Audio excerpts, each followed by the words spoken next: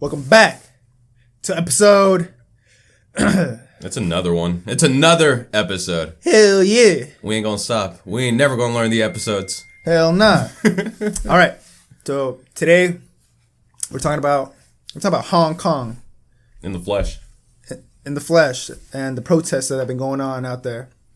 It's pretty fucking wild, man. Yeah, honestly, it's funny how I heard about it maybe like a month ago, but just here and there. I saw it on the Philip DeFranco.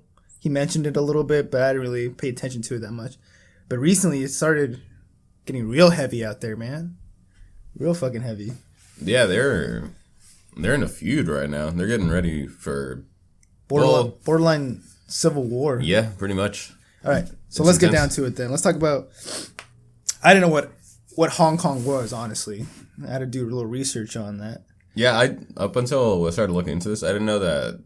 I mean, they are a part of China, but I didn't know that they're not a part of China. Yeah, so Hong Kong is right now under what they call one country, two systems. So Hong Kong was a set of islands at the south of China, and fucking back in the day, during the first Opium War between China and the British Empire, China lost the Opium War, and as one of the what do you call them at the end when they lose and you write like a little treaty thing and you hash things out. So basically, China gave Hong Kong to the British as a way as a reprimands or something like that. Reprimand. Yeah, as a way of saying, see, here, we lost, we give you this land. My bad. The spoils of war. Yeah, the spoils of war. So basically, Hong Kong was given to the British. And eventually, like around, I don't know what year, China was given back Hong Kong. Quote unquote given back. But they were given China and the British Empire made an agreement into which they leased Hong Kong to the British Empire. Yep, that's correct. So basically, Hong Kong was under British rule up until 1997. That was the agreement. So Hong Kong had its own government, democratic government. Its own government, its own currency, its own justice system. It was like its own independent little country, essentially. It's referred to as a semi-autonomous system. Yeah, the way that they operate, where it's essentially, as an example, it's as if Florida had its own legal system, its own money, but it was still part of the United States. Just to give you an example. Yeah, there were. Like a crime that would be committed in any of the other 50 states would not be the same or wouldn't have the same severity or repercussions that you would in Florida if it was autonomous. Yeah. So, 1997 rolls around and the lease is up. The British give control back to China. Mm-hmm. And at that point, Hong Kong and China have their own deal in which Hong Kong, has operated the way it has for fucking 100 years, with democracy and capitalism. Mm-hmm. So as a way to ease them back into China, they allowed them to be self-ruled until 2047. So basically, they're still they can still operate under their own rule up until 2047. But at that point, they should be integrated into China. And this was the original agreement made with them. Yeah, that was the original. It's still the current agreement, but we'll get to why that's a big deal. Yeah, so here, what are the things that they've done? Oh, you moved it. Whoops. Pause. Oh, we're good. Yeah. Okay. Continue. Oh, go ahead and add a little bit of what's happened so far as a way to. So China basically is trying to expedite the process. They kind of don't want to wait until 2047 to get things rolling. So they because their thought process essentially is, why wait? Just for whatever. Why? What reason do we have to wait 30 years for when we can act now? And this isn't new. It's new that they're trying to push it because they're slowly starting. There was a bill that sparked it all off, right? The extradition bill. Where essentially, if you were to commit something, if you go to Hong Kong, they do not extradite one of their own under any circumstances.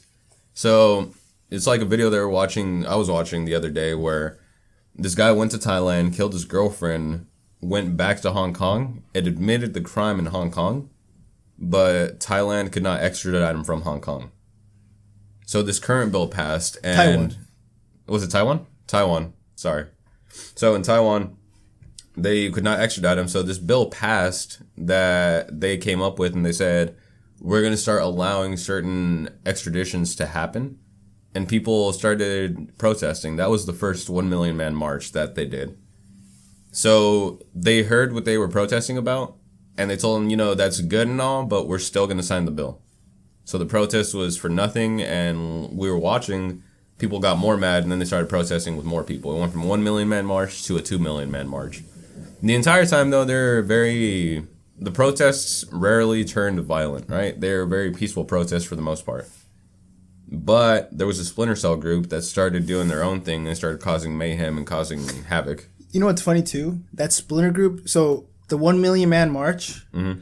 There was a million people. Mm-hmm. The splinter cell group. It was referenced as a small group. Yeah. It was a group of 40,000 people. Which is that was the splinter group. The size of a small militia. Yeah. Which is wild. Yeah. Okay. But you know what's crazy too? These protests have been happening since 1997. Mm-hmm. Remember how the first months after this whole ceremony thing and British had the British gave over Hong Kong and stuff, people started protesting and saying, we still want democracy, and that's how the deal between Hong Kong and China happened again. Mm-hmm. People marched with yellow ribbons saying, "Oh, this is the ribbon of democracy. Give us democracy." And so, like I said, okay, we'll give you until 2047. Yeah. And then that protest, protests happened because China started implementing a new education system. Yep. In Hong Kong, in which elementary students were given pro-Chinese educations, and people didn't like that.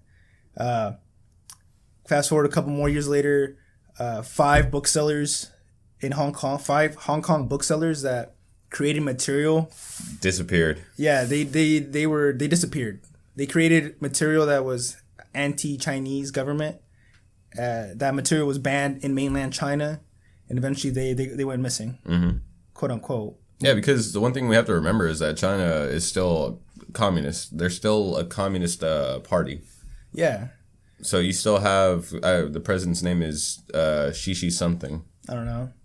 I think Xi something, president of China. So it's still communist. It's still a communist country, and it still has communist leadership. So when you have people speaking out against the regime, of course, people from the top are going to make them disappear. Mm-hmm. But the problem is, this is happening in Hong Kong, where they shouldn't be affected at all by what's going on in mainland China, because they're their own. They're not sovereign, but they're their own independent little nation within a nation. So it's kind of just China impeding and infringing on the rights of the people in Hong Kong that have made these rights for themselves, these laws for themselves, that they've governed themselves for so long.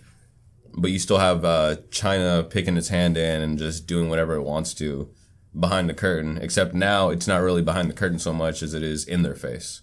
Yeah, so the extradition bill, most Hong Kongers believe that's the last straw. Because if this bill passes, there is no more Hong Kong to them. Because at any point, China can say, these people committed these crimes, and we want them. They can just pick out anybody they want. They'll find loopholes within their own government, within their own laws. I mean, to silence any opposition. Yeah, that's why they're fighting. They basically believe that the extradition bill will just. There is no point of waiting till 2047. If this bill passes, Hong Kong will be part of China now. Yeah. because they can force them to do anything, and if they don't, they'll just say you committed a crime, you're being arrested and coming into mainland China. Gulag. And gulag. Yeah.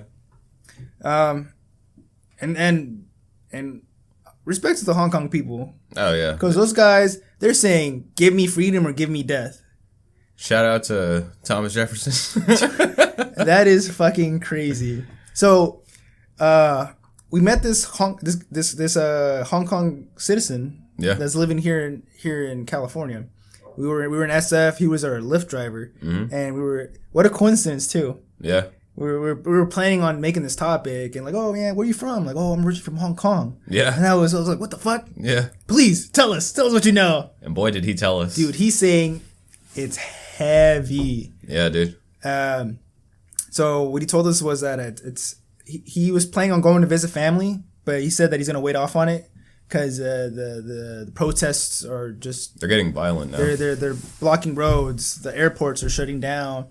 The Splinter Cell group, whatever, they took over the Hong Kong Polytechnical University as their headquarters. Yep. Recently they were kicked out, but that was their main headquarters. They barricaded themselves inside, man. They barricaded themselves. They had a fortress in there. They started making Molotovs and fucking other. They were armed with bows and arrows, bro.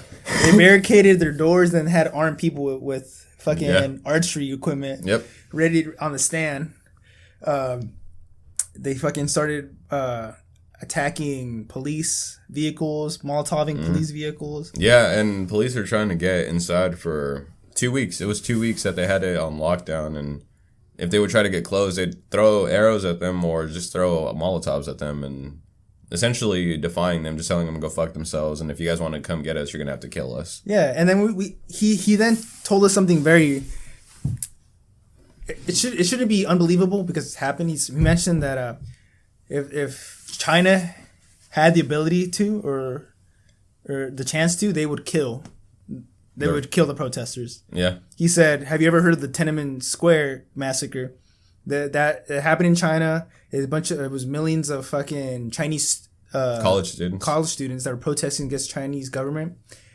They brought out the Chinese army. You know what China calls their army? The People's Liberation Army. People's Liberation Army, bro. Have you ever heard the word ironic? And they killed fucking thousands and thousands of students. Mm-hmm. And this guy said if they had the chance, they will. And they even said it themselves. Yeah. There's this government official talked to the media saying, and I quote, those that play with fire will perish. Will perish. And they labeled that as a thinly veiled threat. You know how intense that sounds, man? Could you imagine you do anything to anyone and the response is you will perish? Oh, yeah. Bruh, come on now. That's what I mean. They're not even like trying to hide it anymore. They're not. There's no secret hand in the Chinese government. They're straight up saying, you guys fucked with us. Now you get the horns. You're going to get the fucking horns. Yeah. So, it's just a bold-faced fucking threat, man. Mm-hmm. It's not even like, there's no wordplay, no anything. It's just people that play with fire will perish. Join China. That's fucking defy intense. Hong Kong. And even within Hong Kong, there's people that most of the young people are doing the protest. Yes. The older folks, they don't really care. There's one government woman that was speaking about the protest, saying that the Hong Kongers have a good deal going on right now with the one country, two systems, saying that, like, go ahead and peacefully demonstrate, but honestly, what are you going to gain from this? Do you think that Hong Kong can become independent? Do you think that the U.S. or the U.K. will back you up, give you sanction, harbor the arsonists and criminals? Fuck no. Which kind of, like, puts everything in perspective. Like, Hong Kong, what is Hong Kong to China? And what is China to Hong Kong? Hong Kong to China you said it perfectly. It's a hub and it's a window to the outside world. Yeah, that's how China sees it. It's a capitalistic window to the world outside, because the way that Hong Kong works is Hong Kong is actually one of the most lucrative capitalistic societies, right? Yeah, their stock market is the third largest in the world. In the world. Their currency is the 8th most traded in the world. Yep. They they allow communications. So Hong Kong makes deals with the business side and connections with other capitalistic countries like the U.S., U.K. Because China's communist and not really. They're not capitalistic, no. In nature, no. Yeah, and the people that are in charge of Hong Kong are chief executive CEOs of corporations, right? Yeah. Which puts into perspective what kind of place Hong Kong is in comparison to China. Mm-hmm. Whereas to China, you've got one dictator, one authoritarian rule. And Hong Kong is modeled, well, it's like it's the U.S. It's modeled against, around democracy. Yeah. But their democracy is so funny. So the people of Hong Kong are allowed to vote for their officials, but the officials are chosen by China. By China, yeah. The pool that they're allowed to elect from are a pool created by the Chinese government. Which kind of defeats the purpose of it. Yeah. You get to vote for your people, for your officials. From people that we approve. For the ones we approve. Yeah. And that's another thing that's like some of the things that, some of the reasons why they feel like they're being oppressed, you know? Yeah. And that... and they have a point, man. I think they really are. Yeah. But, and me and Iz were talking about this, but it begs the question. So, look, the way things are done are a little strange, right? Between Hong Kong and China. And I was telling him, I was like, well, why doesn't Hong Kong just become independent? But if they become independent, they're not going to be able to do it on their own. Because the way that Hong Kong makes its business is they're really good at exports. And they do a lot of business commercially through Hong Kong with the rest of the world. But they get the goods and the means of production from China. So without Hong Kong, China's not going to be able to produce all this and sell it to the world. And without China, Hong Kong's not going to have anything to sell to the world. Yeah, they have no form of business. They have no real business. It's a symbiotic relationship where you cannot have one without the other. One can't thrive while the other one suffers. They both kind of have to be on the same page. Yeah. And that's what makes this whole situation that much more complicated and a little more difficult to see what's the right answer, what's the wrong answer, or how to go about it. Because you don't know who to help. Obviously, if you help China absorb Hong Kong, then Hong Kong loses its independence and its democratic value system, right? Mm-hmm. But if you help Hong Kong break away from China, are you going to be able to support Hong Kong that the way China has been supporting Hong Kong for 100 years? Yeah. And sorry, not 100 years. Britain was backing up Hong Kong for 100 years. It's also difficult because geographically, you can't. There's no easy way to get supplies to them and stuff like that. They border China and stuff like. So there's that aspect too. So okay, let's think about this. Let's think from China's perspective. Okay. Why would they show such force? You know how they threaten to send out. Why perish? Why would they sense? Why are they afraid of Hong Kong? Because they are afraid of Hong Kong. Mm-hmm. They need them. But they have to be obedient, or particular on how to get them to be obedient, because they can't really send out military force. Why? Because, like we said, Hong Kong is a large economic force. Yeah. You know, if you send military troops into that country, into fucking Hong Kong, you are gonna disrupt the economy. It's, an example. Like, if the United States were to send the army to Wall Street, mm-hmm. essentially... business will not be done. No. It'll be a war zone. People don't want to be in a war zone. No, nobody wants to be in a war zone. So everything will most likely shut down. Mm-hmm. What kind of effects will that cause to us? Because, we do a lot of business with China. We do a lot of business through Hong Kong to get to China. Mm-hmm. So that's one reason why they're kind of like, fuck. Yeah. Do we send out our troops... and like risk causing maybe another fucking People's Army, go liberate. Yeah. So ironic, man, that fucking name. But also China has, like they said, they rule with an iron fist, bro. They want control. They're totalitarian. Yeah, they have pride in their system. They want stability. Mm-hmm. And protests in Hong Kong are a risk destabilizing China. Yeah.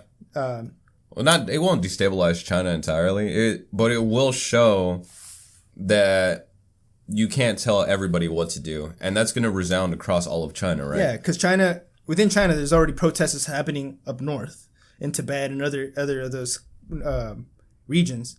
They have protests there, and they feel like, if we give Hong Kong leeway to protest and somehow they get their way, what's stopping these other countries, other people protesting within our region? Just everybody's going to start saying, well, Hong Kong did it, well, Beijing did it, well, so-and-so did it, and then they're just going to start building. It's like a small chip, and which will cause a landslide, and they fear that. It's a domino effect. Yeah, they don't want to lose grip.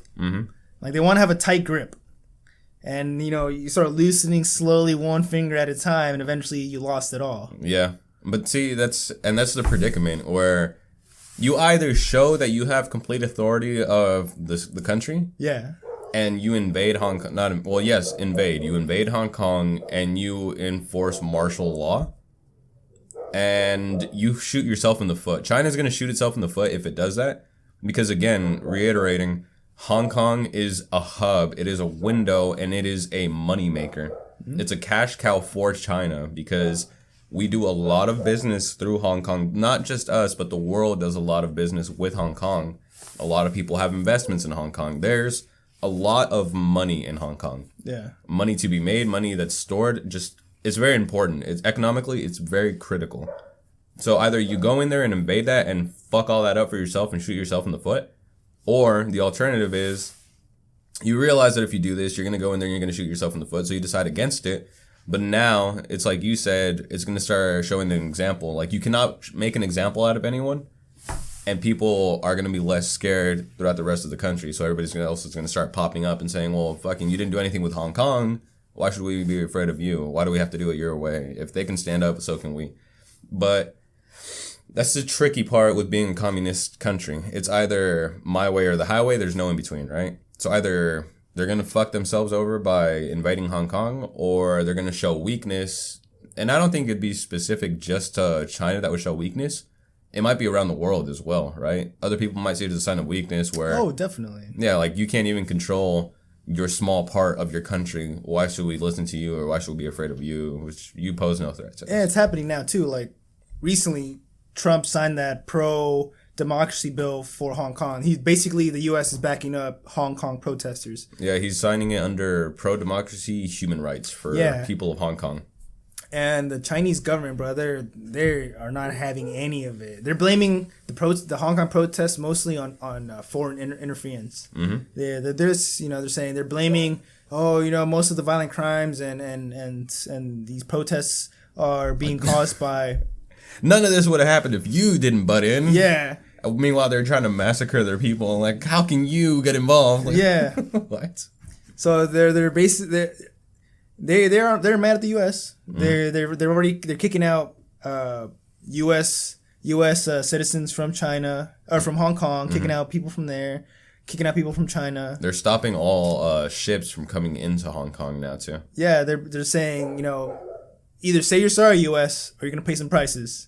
Stay out of it, or you will perish. Things are heating up. Things are heating up for sure. Yeah, man.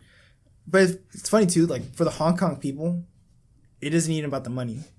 It's about their pride. Yeah, it's about their pride and independence. Yeah, independence. And that's what's interesting to me because again, one thing that we can't forget is 47, right? 2047. Yeah. 47 is the deadline and the set date when legally that Hong Kong, they won't even have a choice. Can they fight that action? They're doing it now. Okay, so as the way it stands right now, 2047 rolls around, and all these protests, all this speculation, all this drama, in the long run, does it matter if they just end up going back to China? That's what most people are saying. It's like, what are you gaining from this? I think that it definitely matters. Yeah. I think they should totally fight for the now. Given you can see the future. This is the young people's situation. Battle. Yeah, but it's their battle, and obviously it's easy because we're not there, we're not directly affected by it, and 2047 doesn't seem that far away. It's in our lifetime, so it's just okay, yeah, that's great, fight for your independence, but it's not gonna matter, But who are we to say that? We don't have any idea how it is over there, and nor will we ever know, man. If people want to fight for their rights, then let them fight for their rights. Yeah. And it's crazy too. China, Hong Kong. We looked more into the protests from the Million Man March and stuff like that, and the 2 Million Man March. They have, in a way, great freedoms, because they made a point. There's like here in the U.S., you can't protest in front of the Capitol building. No, you get arrested. Yep. Out there, bro, the Million Man March. It was all peaceful protests too. Even after it got violent through the Spindler Group, the police did nothing. The military never showed up. They allowed them to raid a government building. They allowed them to vandalize and express their freedoms, basically. There was no interference until recently, until like shit started getting really violent. Eventually, the police did show up. But then the police... It's so fucking... It's a strange state. Yeah, it's a strange state, because at first, the police didn't want to get involved. Then the people got mad. Because eventually, some Splinter Cell groups started attacking other people. Like, what is it? The Triad group. A group called the Triad started attacking people in the subways of Hong Kong. And just and the not police didn't choosing show any up. victims, just going for whoever. The police didn't show up because they felt like they were outnumbered. So Hong Kong people started blaming police for not interfering or for not stepping in to protect us. And then the police started showing excessive force, which got them even more angry. And it's just like, what do you want from me, man? What do you people want? It's either you're here to defend me or you're defending me too much. Like, what do you want? I feel like sometimes them themselves don't know what they want.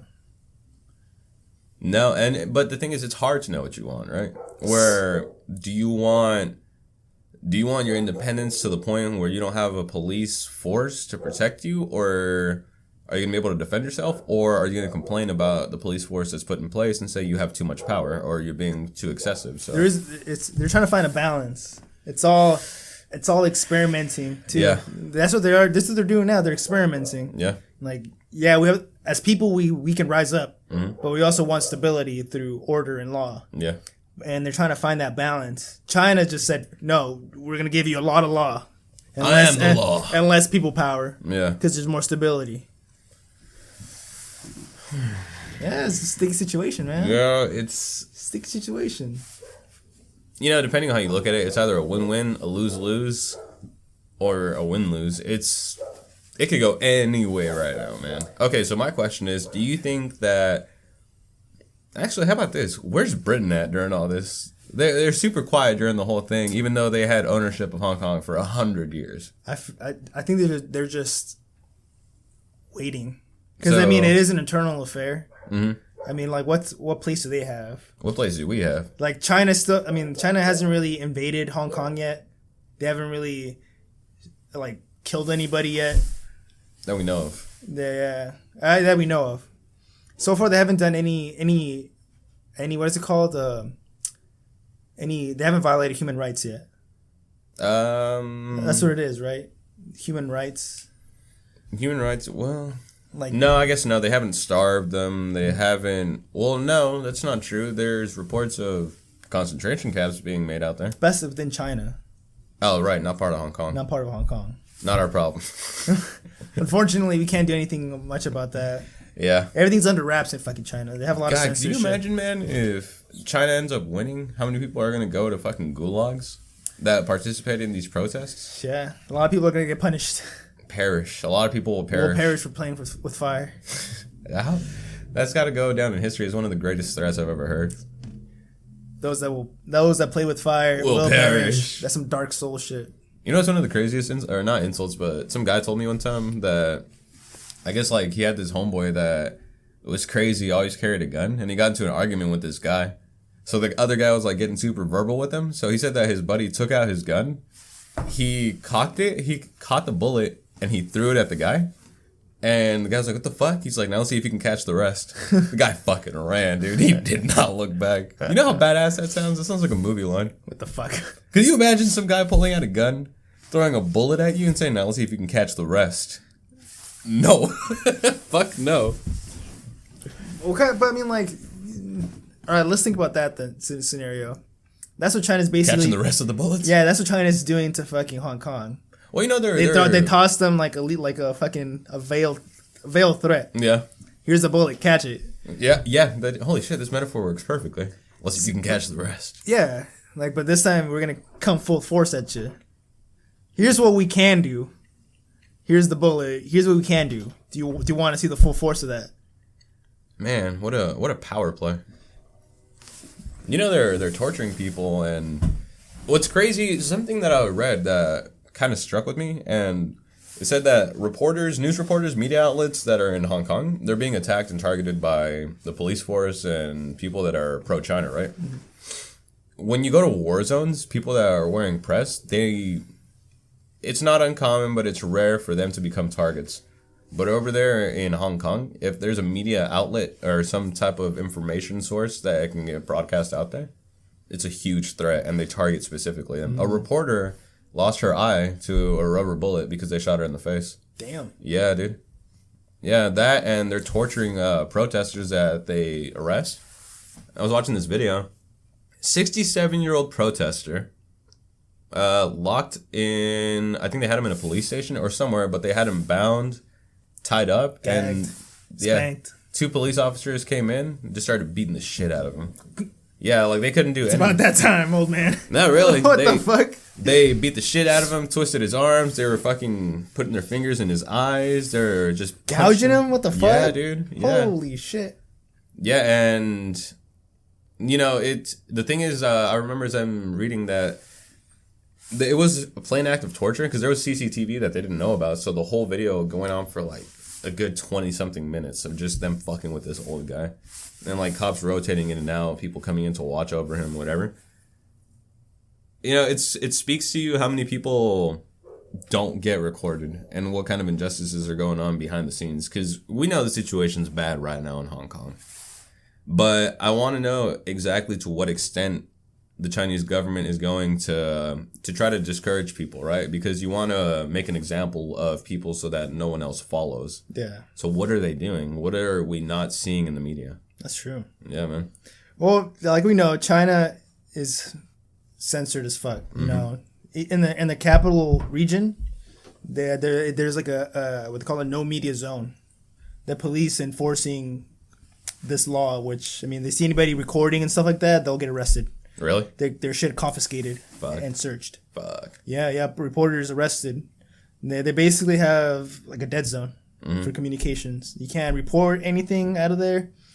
And stuff like that. Fuck, dude. What else did I know of?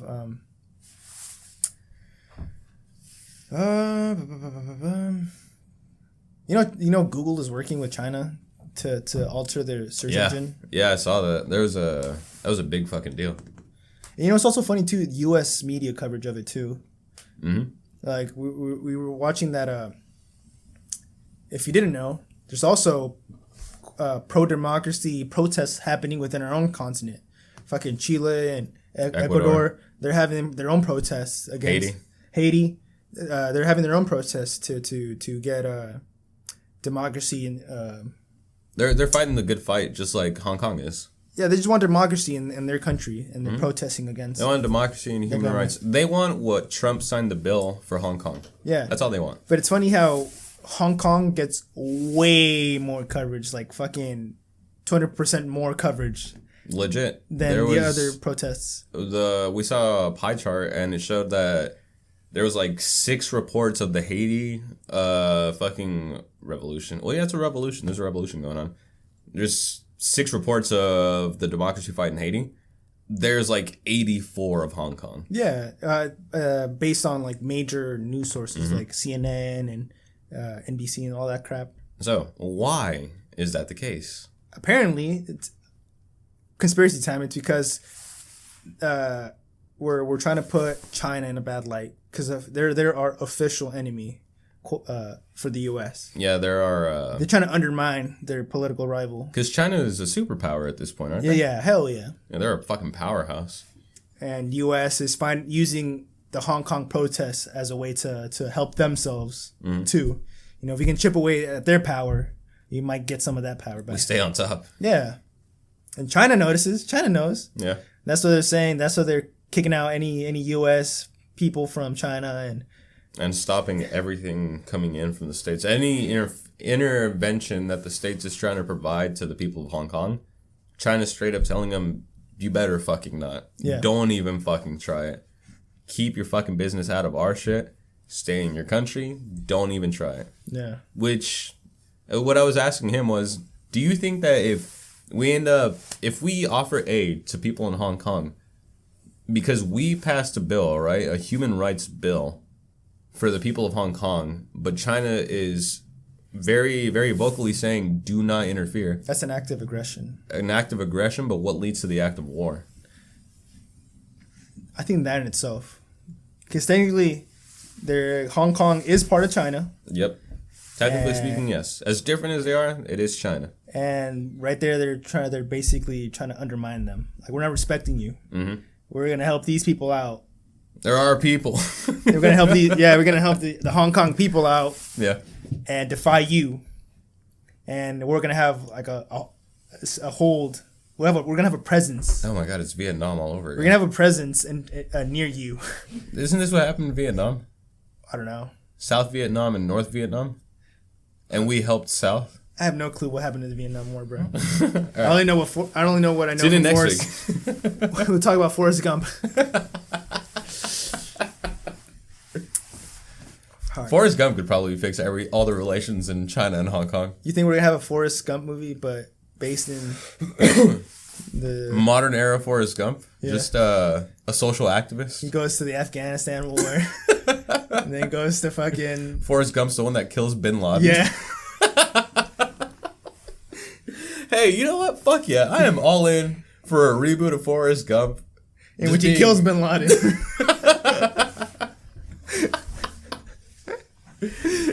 That's good cinema, man. I would pay twice over to watch that shit. What a time to be alive, bro. What if it's just Tom Hanks from the original Forrest Gump, but he's more seasoned now? CGI. Tom Hanks. Why would he be CGI? He's already old. Make him immortal. Forrest Gump 2. Immortal Forrest Gump. The foresting. The gumping. The parish. That'd be a cool movie, actually. Fucking Forrest Gump. Just write this down. So think of, all right, let me throw this at you. Forrest Gump understands what he did in the first movie and how much he impacted American culture. And knowing how powerful he is, he embarks into a different country. He is the invisible hand of America. He's America's invisible hand, controlling the pawns and the pieces. According to Forrest Gump, that movie was the best documentary ever made. Reliable source, trust me. I think that's a beautiful quote, too. What? A Hong Kong protester said that. China's invisible hand is now becoming more visible now. Yeah. Yeah, dude, that's crazy. Because they don't give a shit anymore. And that's the thing, they're going DEFCON now, man. It's just like either we fucking step in or people think we're pussies. So we have to do something. And history has shown that China don't give a fuck. Tiananmen Square. Yeah, they are not pussies. They're not scared enough. They're not scared to kill their own people. What makes them not being? What's stopping them from killing more? Like Nothing. Hong Kong people. Nothing at all. Except, I mean, the world's watching. Yeah. The world is watching. Well, the world was watching Tiananmen Square. They didn't give a shit. Nothing happened, really. No. That's, man. You know, for what it's worth, and I mean this sincerely, I hope there is not another Tiananmen Square. No. I hope there's not a war that erupts from this. But the thing is, you know, with all the information that we have and what we've provided, what's a good alternative? What do you see happening for Hong Kong in the best case scenario, or at worst case is easy? Obviously, there's a massacre. What do you think is the best case scenario? The best case scenario is, there is no. I can't think of anything that's good because I sincerely think that China is not going to let this fly, and there's definitely going to be repercussions. They're going to definitely make an example out of the people of Hong Kong to show the rest of China and the rest of the world, really. I think there's going to be some deaths, more than there already is, if there are. But there's going to be a strong show of force. They're going to do something that sweeps Hong Kong, the rug out underneath Hong Kong's feet. And I think that's the most possible outcome, the most realistic outcome. But what I'm curious is as to what everybody else is going to do, especially with us just signing this bill, right? That we pass saying we recognize and we see that the people of Hong Kong should and deserve the rights of democracy and freedom. So if China says, yeah, fuck your stupid bill, or this is our country, we do whatever the fuck we want, sweep Hong Kong, what's our retaliation? What do we do? So who gets the shittiest end of the stick? Is it going to be Hong Kong? Is it going to be foreign powers? Or is it going to be China? Okay. I think I'll give you the possible outcomes. I think, okay, one possibility, China respects Hong Kong and revokes the extradition bill. Okay. Allows their term to finish. They allow Hong Kong to be independent up to 2047. Okay. After that, they have more power. They have more power. They have more favors, because basically they said, we allowed you to be self-ruled, to have the one country, two system thing up until 2047. Now we have the right to make you part of us. Mm-hmm. I think that would be the smartest thing for China. Like in their better interest to do. If Hong Kong wins, let's say Hong Kong gets more leeway, and they extend the 2047 thing, they'll be like, all right, give us until fucking 2100 to be within the one country, two system rule. Or China says, fuck you, send the People's Liberation Army in. Liberate. But say Hong Kong wins, I think, and they extend the one country, two system rule to a further date. Mm-hmm. I think China risks being undermined. Yeah. Because I think it'll give them time to organize a little better. Yeah. And I think China doesn't want that. The longer they're free, the more time they have to manifest their radical ideas. Excuse me. I don't know how they're gonna strike. I don't know what the next play is on any side. Because where do we stand right now currently? Like, where does Hong Kong stand currently? If I were China, if I were in power in China, I would succeed. Let the Hong Kong people rule themselves up until 2047. But there's more than one way to control the country. Yeah. I would just start slowly planting pro-Chinese officials within the corporate sector. Because the Hong Kong government, their officials are mostly CEOs of big companies. Are you okay, bud? You're dying over here. This injustice in China makes me sick. You've been poisoned by the Chinese officials. Rise Hong Kong. Anyway. I mean, there's more than one way to control a country. Yeah. I feel like China is just trying to make an example. Like, they don't want to be subtle about it. They want to roll with an iron fist.